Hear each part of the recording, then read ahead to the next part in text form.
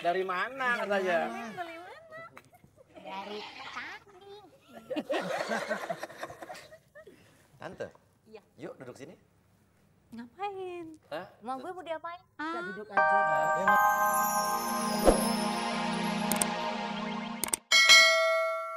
Sakit, Dua-duanya. sakit hati.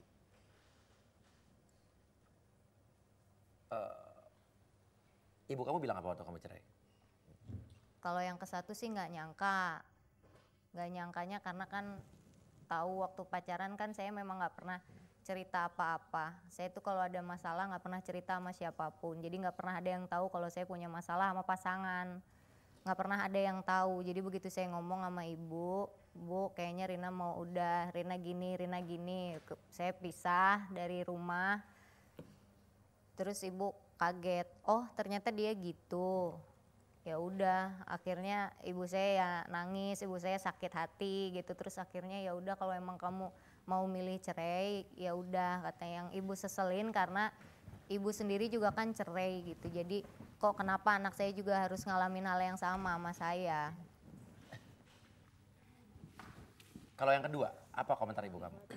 Kalau yang kedua emang mungkin dari awal ibu kayaknya nggak yakin sama yang kedua. Cuman karena saya waktu itu lagi jatuh cinta, namanya orang lagi jatuh cinta kadang-kadang diomongin suka nggak mau. Dan waktu itu pun juga saya nggak mau denger omongan ibu. Ibu kamu bilang apa pada saat itu? Ibu waktu itu kurang begitu sreg, tapi setelah dicoba-coba Rina bilang udah cobain aja dulu, cobain dulu.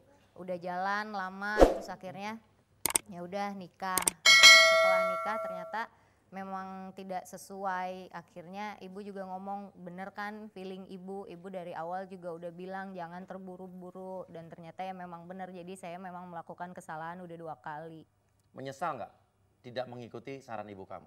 Iya pasti ada menyesal, tapi itu memang kesalahan saya, jadi saya siap aja menghadapinya.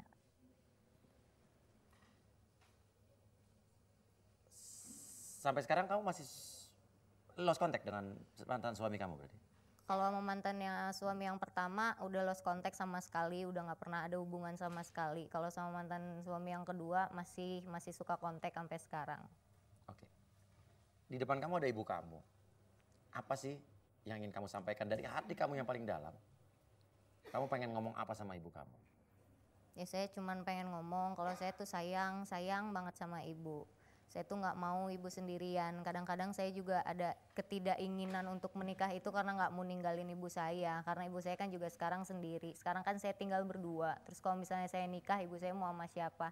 Kadang-kadang saya suka bingungnya mikirin itu gitu. Jadi dilema sendiri, mau milih antara karir, antara keluarga sendiri, rumah tangga sendiri. Akhirnya saya jadi bingung sendiri, dilema aja gitu. Tapi saya tuh sebenarnya sayang banget. Saya nggak mau ibu saya sendirian. Trauma untuk nikah lagi? Untuk saat ini kayaknya iya. Iya. Trauma untuk dekat sama cowok apa trauma untuk nikah lagi? Saya terlalu trauma. Sebenarnya kalau dibilang trauma, ya trauma. Cuman saya akhirnya jadi sering kalau ngelihat laki-laki jadi udah nggak pakai perasaan tapi pakai logika. Lihat dari dia cara ngomong, dia pintar ngomong atau enggak, ini maksud omongan dia apa, tujuannya apa deketin saya jadi suka nganalisa aja. Oke, nggak apa-apa. Kadang-kadang kita juga perlu berhati-hati untuk menilai orang, tidak gampang juga menilai orang, tapi juga bukan berarti dengan trauma masa lalu semua orang di mata kita ya selalu salah.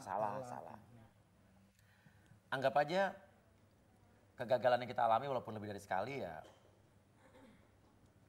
itu ya memang sudah yang digariskan Tuhan untuk kita jalanin. Cuman saya pikir sih seorang Rina Nose kegagalan yang 2 kali sudah cukup dijadikan pelajaran untuk bisa melangkah ke depan. Ini bukan berarti harus menilai laki-laki itu semua sama.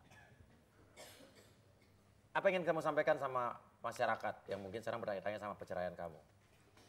Banyak yang nanyain tentang perceraian. Saya emang banyak nutupin banyak hal karena saya memang nggak mau ada masalah apa-apa sama yang pertama sama yang kedua. Banyak juga yang nggak tahu kalau saya udah nikah 2 kali. Tapi yang penting ini jadi pelajaran buat saya dan saya siap, saya nerima kalau orang mau ngehujat saya, orang mau ngomong dasar artis apalah segala macem, ya udah saya terima, emang iya, emang saya salah. Tapi saya selalu berpikir bukan cuman artis aja kok. Toh waktu saya datang ke sidang ke pengadilan yang mau cerai itu banyak banget di situ orang, banyak banget, dan mereka itu yang lolos dari liputan media. Karena saya diliput aja, banyak artis-artis yang kawin cerai diliput. Makanya selalu di masyarakat itu ada pikiran jangan kawin nama artis, jangan pacaran nama artis, kerjaannya kawin cerai. Padahal bukan cuman artis aja, banyak kok, semua profesi apapun. Mau yang kaya, mau yang miskin, banyak yang kawin cerai itu banyak banget. Dan semua mereka yang ngomong gitu karena mereka tidak mengalami apa yang dialami orang yang kawin cerai. Saya juga dulu sama, sering berpikiran kalau artis-artis itu kerjaannya kawin cerai. Waktu saya belum jadi artis, saya nggak mau kehidupan pribadi saya diambil, saya nggak mau kehidupan pribadi saya diceritain sama orang-orang, karena saya pikir itu nggak bagus banget. Apaan artis kerjaannya kawin cerai? Setelah saya mengalami, baru akhirnya oh iya saya tahu apa yang dialami sama artis-artis itu. Jadi sebelum saya ngomongin orang, mendingan saya introspeksi diri sendiri dulu. Betul sekali. Cuman gara-gara artis yang jadi sorotan publik akhirnya wah ini artis salah. Stereotipe di masyarakat seperti itu. Stereotype. Betul sekali, Jeremy. Dan kalau begitu Rina sudah dikeluarin semuanya undang-undang kamu, udah keluarin semua apa yang dalam isi hati dan pikiran kamu. Sekarang saatnya kamu mendengarkan lirik lagu ini dan ikuti lirik lagu ini baik-baik.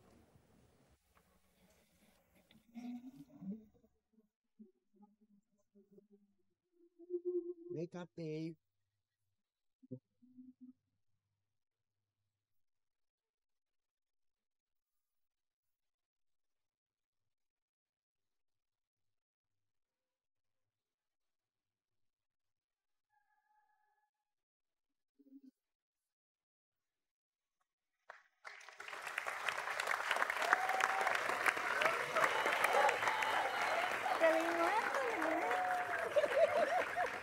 Dari mana katanya?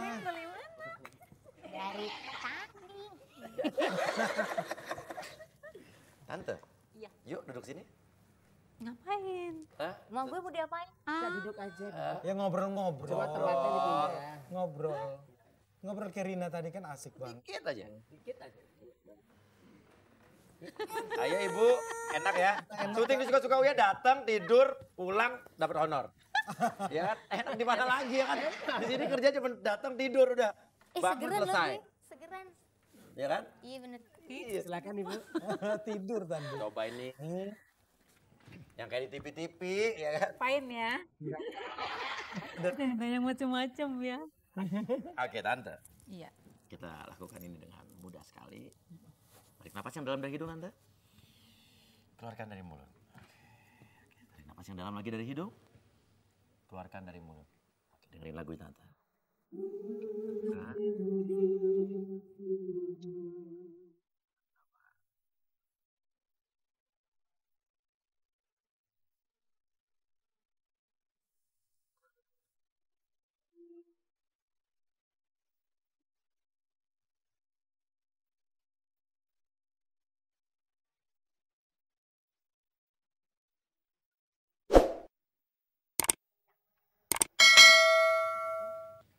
Mirip banget sama lo ya? Cakep ya? Iya, iya. Cakep mak, gue cakep. Iya, iya, iya. Anaknya juga cakep.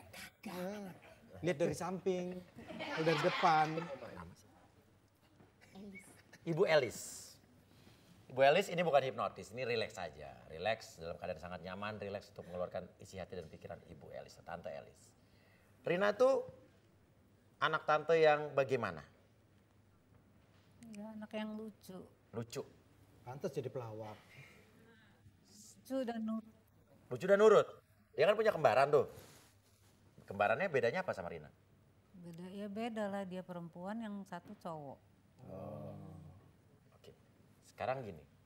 Kenal nggak semua pacar-pacar Rina zaman dulu? Ada yang kenal, ada yang enggak.